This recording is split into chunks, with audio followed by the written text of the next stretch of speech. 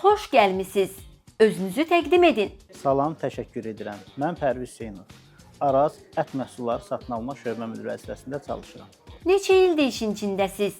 Ümumiyyətcə toplam 18 ildir işin içindəyim. Ət məhsullarının seçimində əsas meyarlar hansılardır? Ət məhsullarının seçimində rəngi, şəffaflığı, təzəliyi əsas meyarlardır. Ən vacibi isə xidmət və etibardır. Adətən müştərilər vitrində sadəcə son məhsulu görürlər.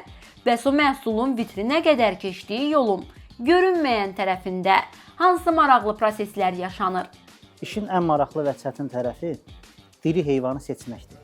Bazarlardan, fermerlərdən məhsul alarkən bu ən çətin proseslərdən biridir. Lakin bunun özü eyni zamanda çox maraqlıdır. İnsan özünü sanki təbiətin qoynunda hiss edir.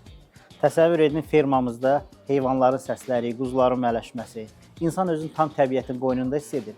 Bütün stressdən, gərginlikdən sanki azad olmuş olursan. Bu isə işin ən maraqlı tərəflərindəndir. Müştəri niyə məhz Arazın ətinə etibar etməlidir? Səbəb çoxdur. Biz Araz olaraq cavan, erkək, yerli heyvanlar seçirik. Fermerdən kəsmə qədər heyvanlar baytar həkim nəzarətindən keçirilir. Soyuq zincir maksimal şəkildə qorunur. Sanitar gigiyenik qaydalara ciddi əməl edilir. Müştəriyə bol çeşid, uyğun qiymət təklif edirik. Bu isə əsas səbəblərdən biridir. Marketlərimizdə insanlar hər zövqə uyğun ət çeşidi alıb istehlak edə bilərlər. Yerli heyvandarlıq təsərrüfatlarının inkişafı üçün hansı stimullaşdırıcı addımlar atırsınız? Araz marketlər şəbəkəsi yerli təsərrüfatların, xüsusən də fermerlərin inkişafına ciddi töhfələr verirlər. Fermerlər əmindirlər ki, etibarlı tərəfdaşları var. Onlar məhsulları sata bilməməkdə bir problemləri yoxdur. Bilirlər ki, yetişdirdikləri heyvanları Araz olaraq fermalarından alış edəcəyik. Sizcə Azərbaycanda ət satışı sahəsində ən böyük mif nədir və siz bu mifi necə aradan qaldırırsınız? Məncə bu sahədə ən böyük mif gözümün qabağında kəsilsin anlayışıdır. Heyvanlar yalnız gigiyenik şəraitdə kəsilməlidir və müəyyən saat dinləndikdən sonra satışa verilməlidir. Biz yüksək xidmət və alıcılarımızı doğru məlumatlandırmaqla bu mifi dağıtmağa çalışırıq. Yeni işə başlayan qəssab üçün hazırladığınız xüsusi bir adaptasiya təlimi varmı? Bu təlimdə praktiki bacarıqlarla yanaşı nəzəri biliklərə nə dərəcədə yer verilir? Yeni əməkdaşlarımız sətəm təliminə cəlb edilirlər. Sonra kəsimxanada və ət təsisində praktiki və nəzəri biliklərə yiyələnirlər. Əsas təcrübə isə iş zamanında marketlərdə toplanır. Ət satın almasında ən çox eşitdiyimiz terminlərdən biri soyuq zəncir qırılmadan çatdırılmadır. Bizə bu barədə danışa bilərsinizmi? Heyvan kəsildikdə kəsimxanadan rəfə qədər temperatur dəyişiklinə məruz qalmamalıdır. Mütləq şəkildə 0-4 dərəcə temperaturda saxlanmalı və daşınmalıdır. Bu əsasən ətin keyfiyyətinin qorunmasını və mikrobioloji çirklənmənin qarşısını almağa xidmət göstərir. Əks halda ət istehlak üçün yararlı vəziyyətdə qalmaz.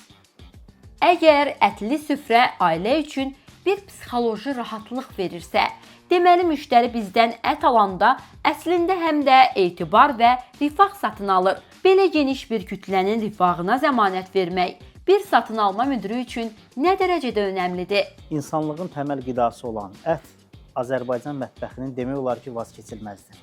Hər bir Azərbaycan ailəsində, hər bir mətbəxdə ətin xüsusi yeri vardır. Bu iş çox çətin və məsuliyyətli bir işdir. Biz bu işin məsuliyyətini anlayırıq və fəxr edirik ki, bu işlə məşğuluq. Müştərilərimizin etibarını qazanmaq bizi yenilikçi olmağa və daha yaxşı xidmət göstərməyə sövq edir, bizi ruhlandırır. Bu qədər böyük və məsuliyyətli bir komandanı idarə etməyin ən çətin və ən maraqlı tərəfi nədir? Burada ən əsası doğru komanda seçimidir.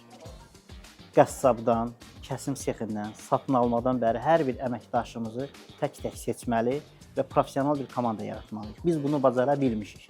Bizim ən böyük uğurumuz bundadır. Komandamız çox professionaldır, işinin peşəkarıdır. Bu işdə ən çətin iş davamlı kontroldur. Bildiyiniz kimi təsisimiz 7/24 fəaliyyət göstərir. Bu isə günün bütün saatlarında davamlı kontrol tələb edir.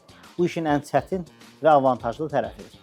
Siz öz karyeranızın ilk illərinə dönsəz, bugünkü təcrübənizlə özünüzə hansı qızıl məsləhəti verərdiniz? Bu sualınız məni çox düşündürdü. Bu barədə çoxlu düşündüm. Həqiqətən özümə qayıdıb nə deyərdim? İllər əvvəl bu sahəyə baş qoşanda səhv etməkdən qorxurdum. Elə hər gün düşünürdüm ki, səhv etməyim. Sonradan bir şey öyrəndim. Doğru qərarlar təcrübədən doğur, təcrübə isə səhv qərarlardan. Özümə çönüb deyərdim ki, Pərviz, narahat olma, sən səhv edə bilərsən. Hər bir etdiyin səhv gələcəksə sənə doğru qərar verməyə dəstək verəcək. Suallarımızı cavablandırdığınız üçün təşəkkür edirik. Çox sağ olun, dəvət etdiyiniz üçün mən təşəkkür edirəm.